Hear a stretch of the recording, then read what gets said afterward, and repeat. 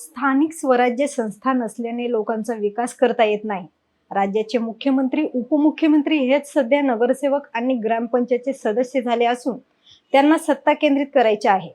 मात्र आम्हाला सत्तेचे विकेंद्रीकरण करायचं आहे, जेणेकरून सर्वांचा विकास होईल, असं म्हणत पुरंदरचे आमदार संजय जगताप यांनी 2.5 वर्ष स्थानिक स्वराज्य संस्थांच्या निवडणुका न घेतल्याबद्दल युती सरकारवर निशाणा साधलाय।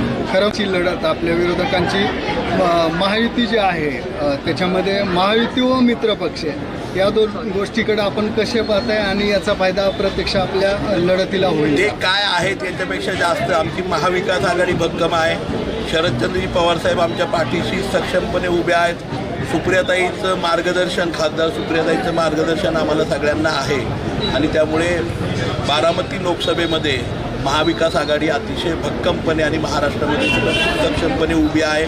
दुसऱ्या बाजूला महायुती जर बघितलं त्याची किती शकलं पडली आहेत आणि येणाऱ्या काळामध्ये किती शकलं होतील हे बघायला मला वाटतं इतर कुठल्या ज्योतिषाकडे जायची आपल्याला सगळ्यांना आवश्यकता नाही। तर मागच्या 2.5 वर्षापूर्वी ज्यावेळेस आपले प्रतिनिधी या ठिकाणी आदरणीय कोंढरेताई होत्या, सुधीर भाऊ या ठिकाणी आहेत, आपले प्रतिनिधी असताना, आपली ग्रामपंचायत असताना, आपले नगरसेवक असताना जी कामं होत होती ती आज कामं तळागाळापर्यंत होत नाही। आज मी गेल्यानंतर लोकांच्या घरासमोर रस्ते आम्हाला करता येत नाही छोटे, त्या ठिकाणी ड्रेनेजचे प्रॉब्लेम आहेत, पिण्याच्या पाण्याचे प्रॉब्लेम आहेत, कचऱ्याच्या गाड्या येत नाही। त्याचं कारण काय की मागचे 2.5-3 वर्ष राज्याचे मुख्यमंत्री, दोन्ही उपमुख्यमंत्री हेच नगरसेवक पण झालेत, हेच ग्रामपंचायतीचे सदस्य पण झालेत, हेच जिल्हा परिषद पंचायत समितीचे सदस्य झालेत। हे दुर्दैव आहे की त्यांना सगळं काही स्वतःकडे हवं आहे।